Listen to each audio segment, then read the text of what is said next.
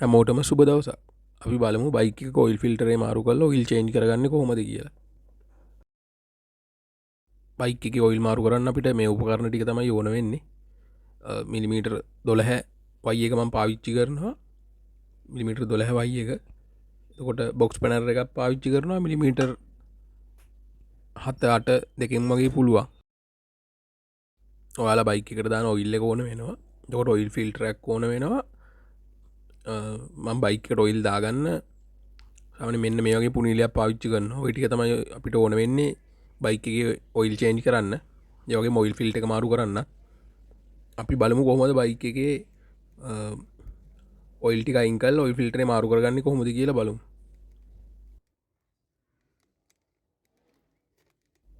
මම මුලින්ම මේ යට තියෙන නට් එක වටේ පොඩ්ඩක් පිහිට ගන්නවා. මොකද මේ එතන වැලි තිබ්බහම ගලවද්දි නට් එකේ වැලි ගෑවිලා ආයි දාද්දි පොට කැපෙන්න පුළුවන්. ඔයිල් ෆිල්ටරේ පැත්තත් ඔයාලා පිහිට ගන්න ගලවන්න කලින් මේ පැත්තේ තියෙන වැලි ටිකත් පොටකට ආයි දාගද්දි ලේසි.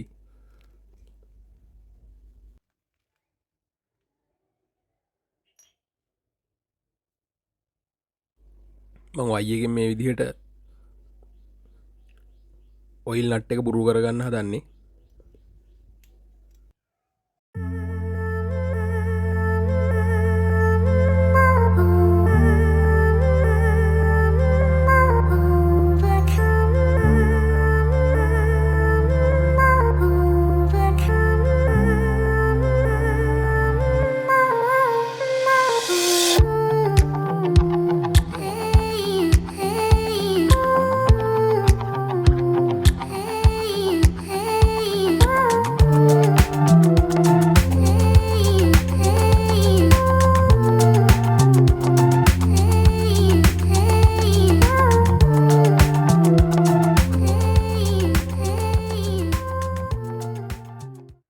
ඔයාලට පේනවා මේකේ ඔයිල් එක පිච්චිලා තියෙන්නේ. මේක සාමාන්‍යයෙන් කිලෝමීටර් 3000ක් විතර දුවපු ඔයිල් එකක් තමයි මේ. ඔයිල් එක කළු වෙලා පිච්චිලා තියෙන්නේ.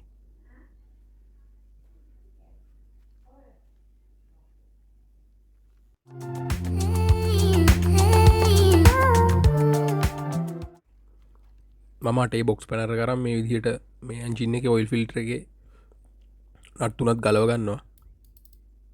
මේකේ නට් තුන සයිස් තුනකට තියෙන්නේ. මේ ගලවන නට් එක කොට නට් එකක් තියෙන්නේ. මේක දිග නට් එකක්. ඉස්සරහා පැත්තේ තියෙන නට් එක. සාමාන්‍යයෙන් ලොකු බරක් දාලා තද කරලා නෑ මේවා නිකම්ම බුරු කරන මේ බුරුල් වෙනවා ඇල්ලපු හැටිය. මොකද ගොඩක් තද කරන්න ඕනේ නෑ මේක.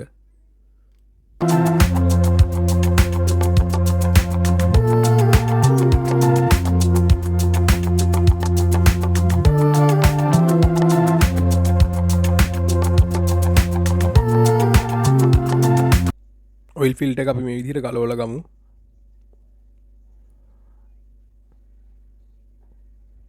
ඔයාලට පේනවා කළු පාටින් ඕරින් එක තියෙනවා. ඔයාලා මේක දාද්දි බලන්න ඕරින් එක හොඳට තියෙනවද කියලා. මේ තියෙන්නේ ඔයිල් ෆිල්ටර් එක.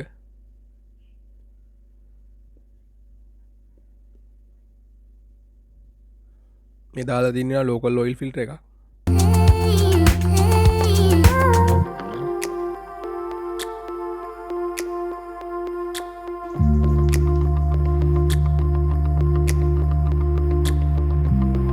ඔයාලා මේක ඇතුළත් සුද්ධ කරගන්න. ඔයාලට පොම්පෙෂර් එකෙන් මේ හුලං අල්ලලා මේක සුද්ධ කරගන්න පුළුවන්. නැත්නම් WT පෝට් ලගේ ස්ප්‍රේ එකකුත් එනවා මේවා සුද්ධ කරන.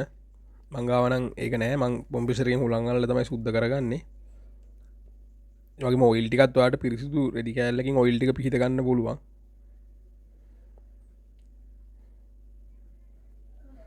ඒ වගේම ඔයිල් ෆිල්ටරේ වැහෙන කප් එකත් ඔය විදිහට සුද්ධ කරගන්න ඕනේ. ඒකටනම් පොම්පෙෂර් එකෙන් හුලන් ටිකක් අල්ලලා සුද්ධ කරන්න ඕනේ. ඒකේ තියෙන තව්ව ඒකෙන් තමයි ඔයිල් ෆිල්ටර් එක ඇතුළට ඔයිල් එන්නේ. මම ඒක පෙන්නන්නම්.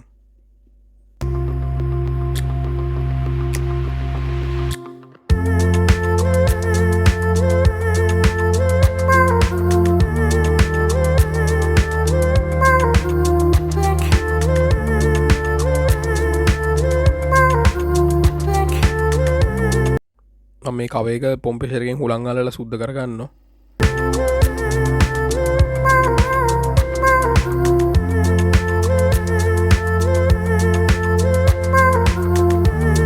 අලට පේන මේ කොනේ තවත් තියෙන තව්වට අල්ලන්න ඕනේ හුලම් පාර මේක මැද එතකොට මැද්දෙන් තමයි ඔයිල් එන්නේ ඔයිල් ෆිල්ටරේ ඇතුළට මෙතන බ්ලොක් වුණොත් ඔයිල් ෆිල්ටරේ වැඩ කරන්නේ නැහැ ඒ මුණුත් ඔයාගේ හෙඩ් එකට ඔයිල් යන්නේ නැහැ බයික් එකේ උඩට ඔයිල් යන්නේ ඔයිල් ෆිල්ටරේ හරහා මේ FZ එකේ සෝන අනිත් බයික් වලත් මේ විදිහට තමයි වැඩ කරන්නේ මම බයික් එකට දාගන්නේ කික්ස් කියන බ්‍රෑන්ඩ් එකේ ඔයිල් එකක් මේක කොරියාවේ තමයි හදන්නේ මේකේ 40 ඔයිල් එක සාමාන්‍ය කිලෝමීටර් 50000ට වැඩි දුවලා තියෙන බයික් එකක් තමයි 20.50 දාන්නේ කිලෝමීටර් 50000ට අඩු බයික් එකක් නම් 20.40 තමයි ගැලපෙන්නේ ඔයාලා ඔයිල් එකක් ගද්දි බලන්න ජැසෝ MA2 කියන ස්ටෑන්ඩඩ් එක තියෙනවද කියලා MA2 කියන්නේ ජිය බයික් වලට දාන ඔයිල් එකට MB කියන්නේ ස්කූටර්ස් වලට දාන ඔයිල් එකට එතකොට මේ ඔයිල් එක ඇවිල්ලා සෙමි සින්තටික් ඔයිල් එකක්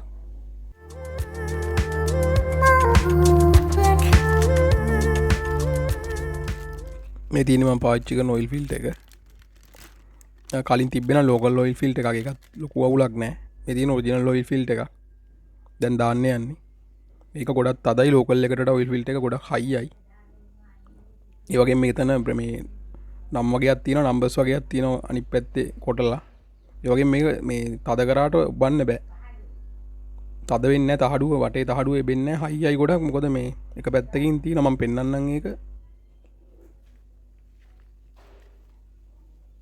එතනින් මෙහෙම තහඩු ලයින් එකක් යවලා තියෙන මේක එබෙන්නේ නැති ඔයිල් ෆිල්ටරේ ලෝකල් එකේ හැම මොකුත් නැහැ ලෝකල් එක හයිය නැහැ එච්චර ඔරිජිනල් ඔයිල් ෆිල්ටර් එක තදයි ගොඩක්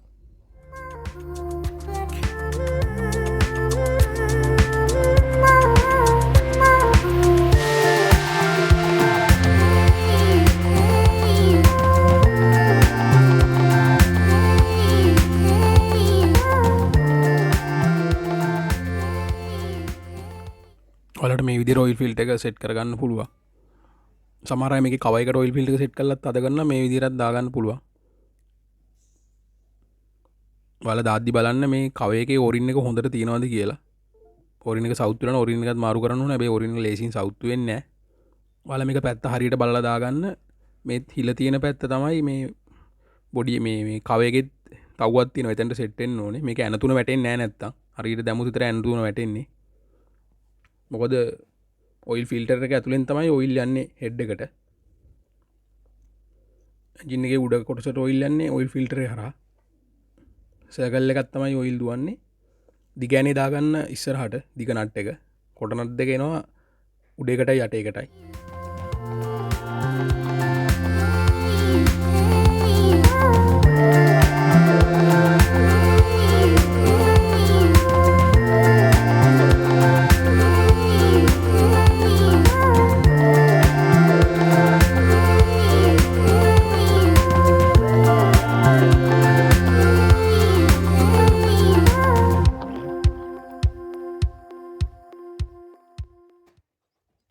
නට් තද කරගද්දී ගොඩක් තද කරන්න එපා තුනම එක සමානව තද කරගන්න ටික ටික උනාට වඩා තද කරගන්න එපා එක අතකින් බර දීලා සාමාන්‍ය ගානකට තද කරගන්න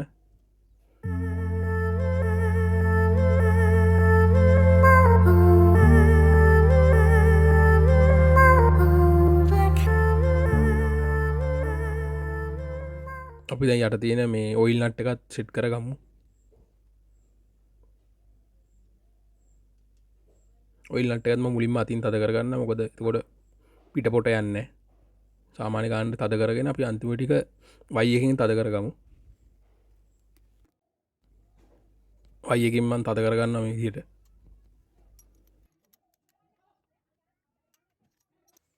ඔයාලා ඔයිල් කෑන් එක දාන්න බලද්දි බලන්න සීල් එක කඩලා තියෙන්නේ කියලා ඒ වගේම ඔයිල් කෑන් එක ඇතුලේ සීල් එක හරියට සීල්ලා තියෙනවද කියලා බලන්න මොකද සමහර ඔයිල් කෑන් තියෙනවා මෙහි සීල් කරන්න ඒවා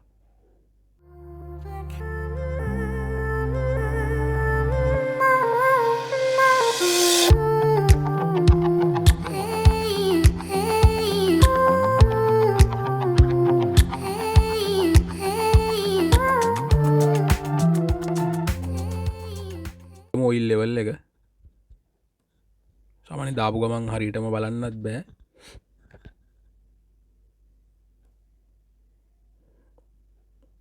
ඔයාලට මේක කැම් එකෙන් පෙනෙයිද දැන් හරියට දැන් මෙතන ඔයිල් එක මැක්ස් කියන තැන තියෙන්නේ කියන්නේ වැඩිත් නෑ අඩුත් නෑ උඩ ලෙවල්ලකට තමයි තියෙන්න ඕන ඔයිල් දැම්මට පස්සේ.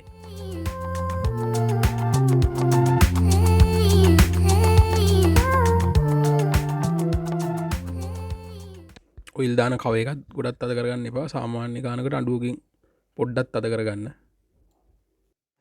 ඔයාලා මගේ channel එකට අලුත් කෙනෙක් නම් මගේ channel එක subscribe කරන්න, like කරන්න, comment කරන්න. ඒ වගේ මේ වීඩියෝ එක තව කෙනෙක්ට බලන්න share කරන්න. අපි දැන් බයික් එක start කරලා බලමු.